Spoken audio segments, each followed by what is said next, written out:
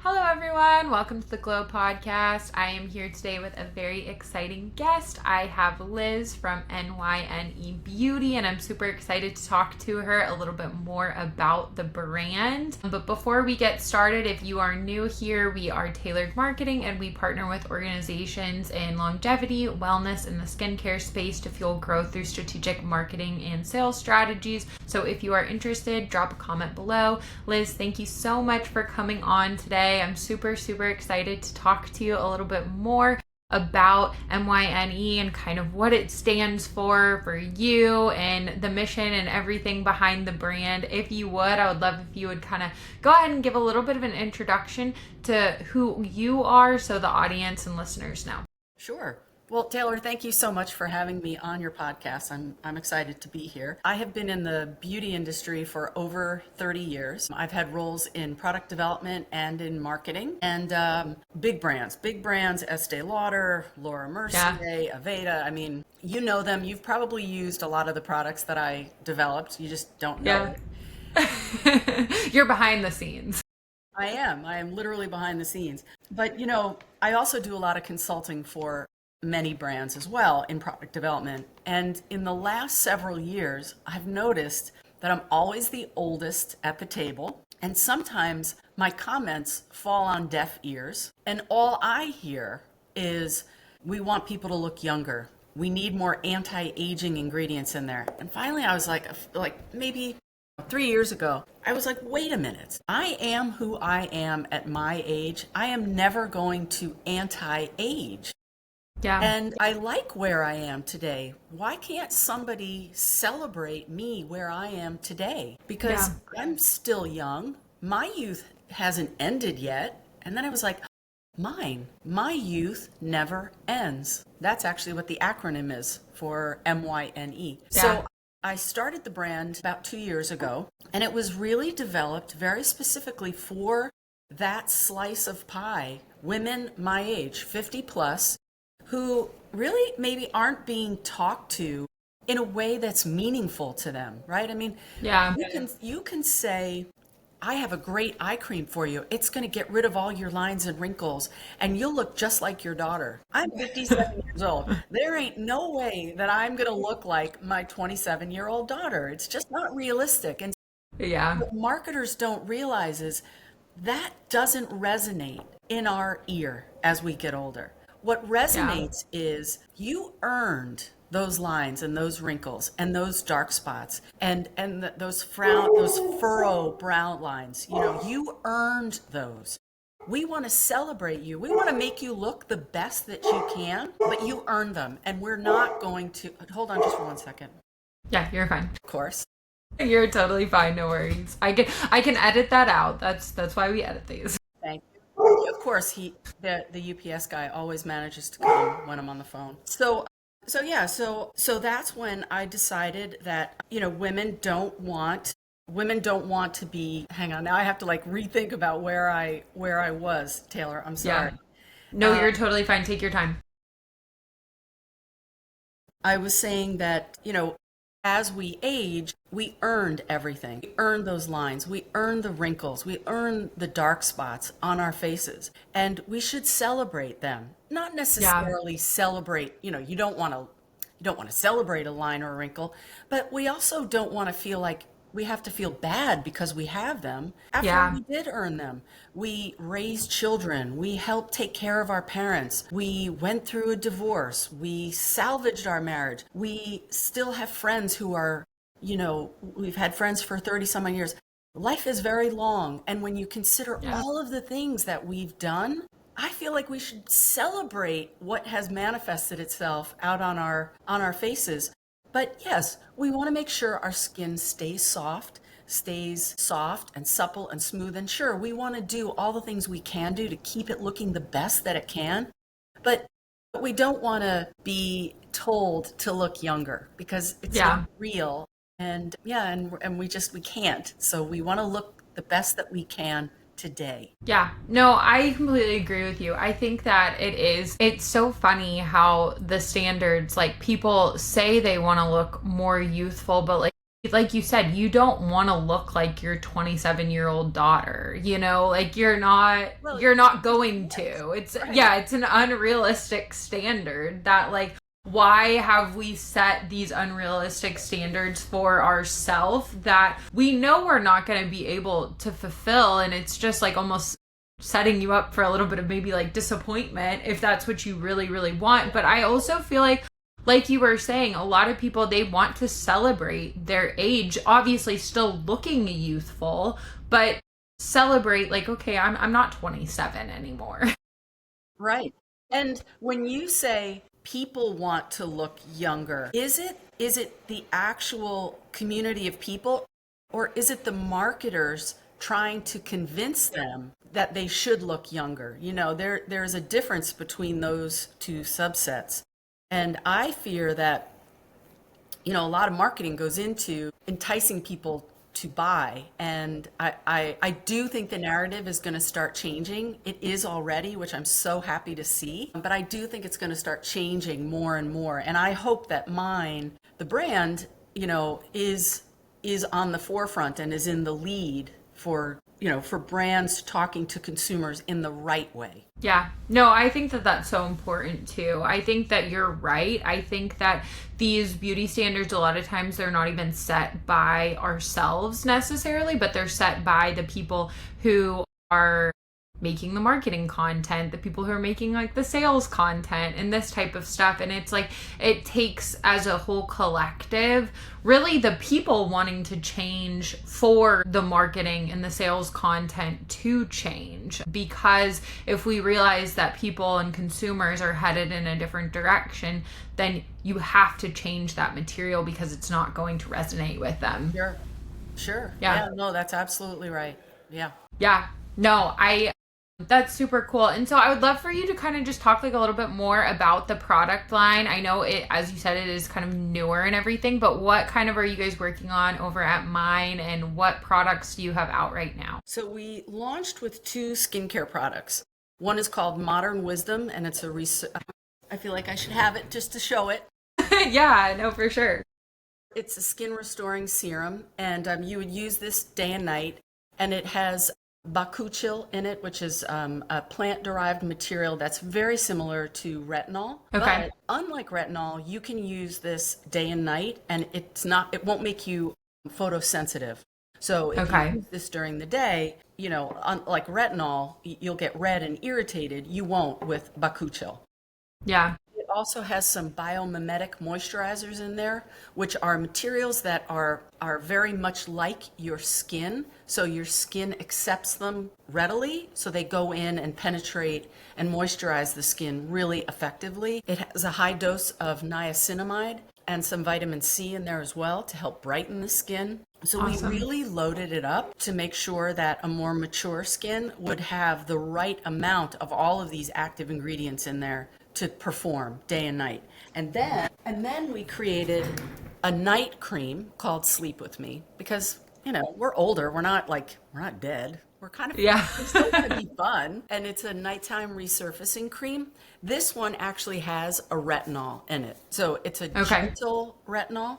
And what does that mean versus a regular retinol? Regular retinol is a very large molecule, and when it tries to enter, it enters quickly into your skin and it penetrates fast. And when it goes through that action of getting into your skin, it can cause all kinds of havoc along the way for it to get into the skin. It can also foster cell generation too quickly. And so that is when you get into trouble with the redness, the irritation, the flakiness.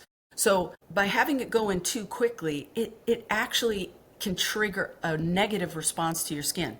Our retinol is a very gentle retinol, and it slowly penetrates into the skin.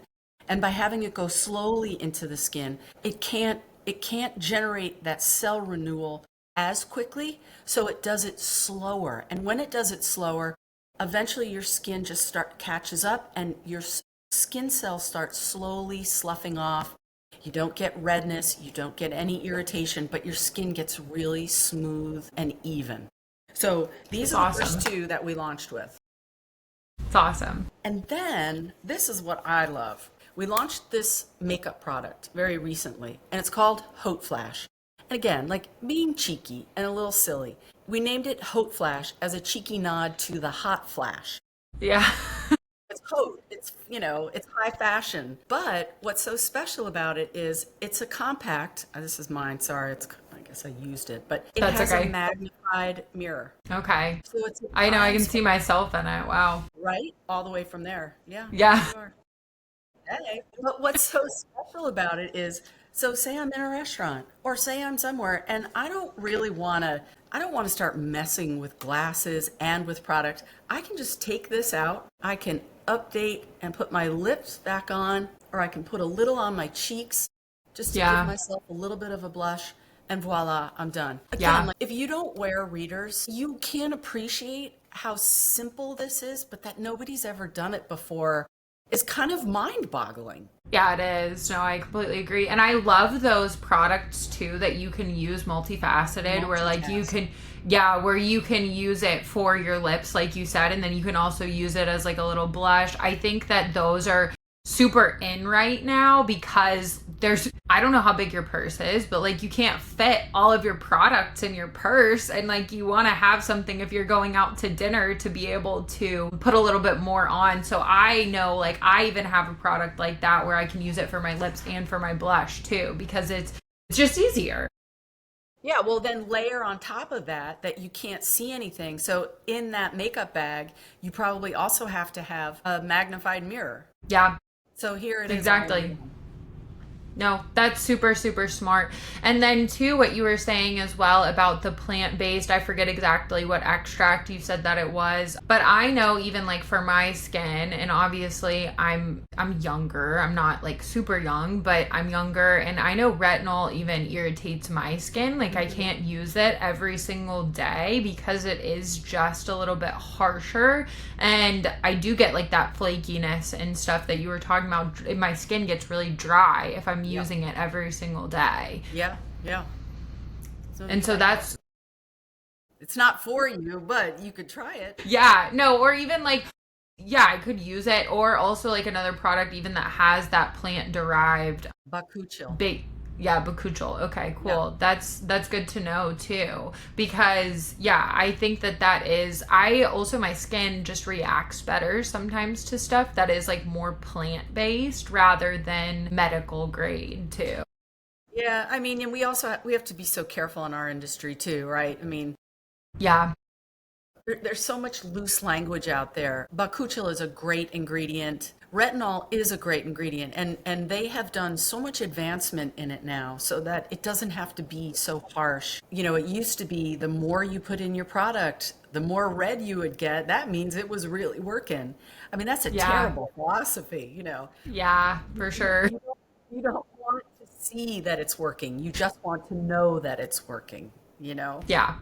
Definitely. No, I completely agree with you. I think too, also, like, things are obviously always changing in the beauty and skincare industry, where it's like, okay, maybe we're finding that, like you said, it used to be, okay, we want our skin to get as red as we can with the retinol, and now it's like, okay, that's obviously not good for our skin. It's irritating it. Yeah, yeah. So just the things that we're finding out are constantly changing as well. I think we're now finally coming off of all of the look.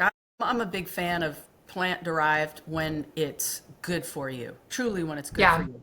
But I think in the marketing throes of constantly pitching something from a plant, we tossed out several chemicals that were really good. And when I Yeah. say good, I mean things like it made your formula very stable. It allowed it not to turn yellow, Yeah.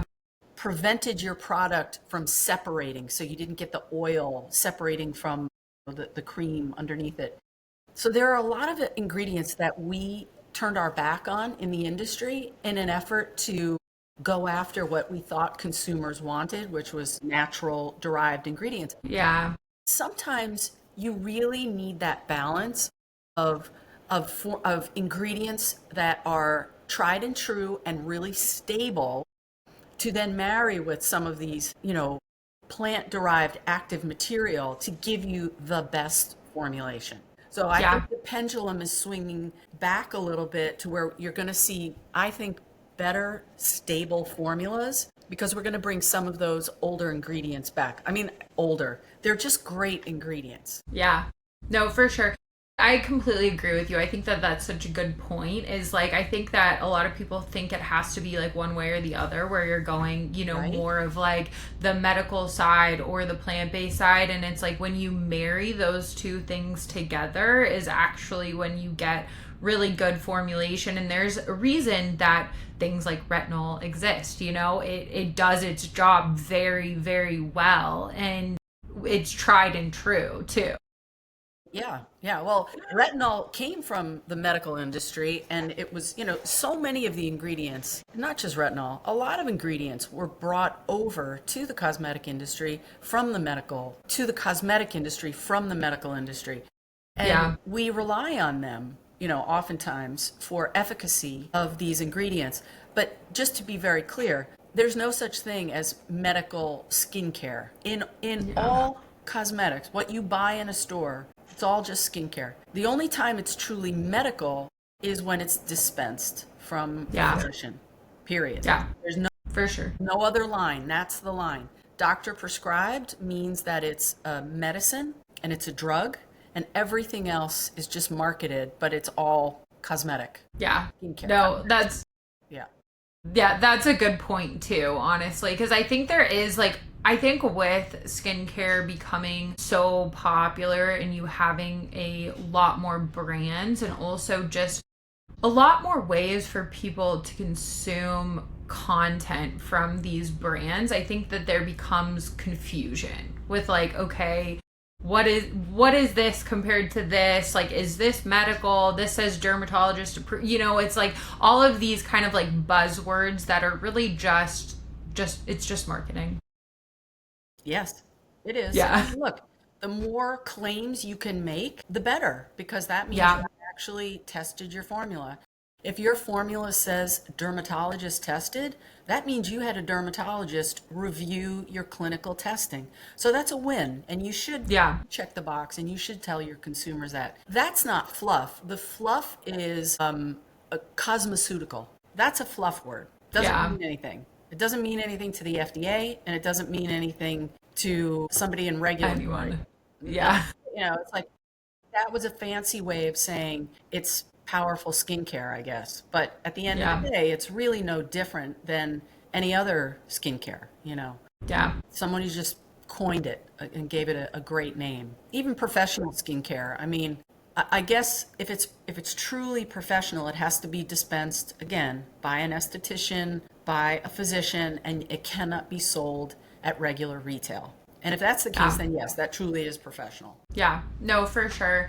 And so going back as well a little bit more to MYNE. So what are kind of the goals with MYNE over like the next year or two? What are you really focused on over there with just product line, getting more people using the product, brand awareness? What kind of are the focuses? Definitely brand awareness, definitely trying to get more consumers to use our brand for sure. We do have a pipe full of product. We're fully self-funded right now, so I'm going to take it slow. I Yeah. don't really want to launch a ton of product. I've worked on many brands that have done it that way, and it can be a crash and burn situation.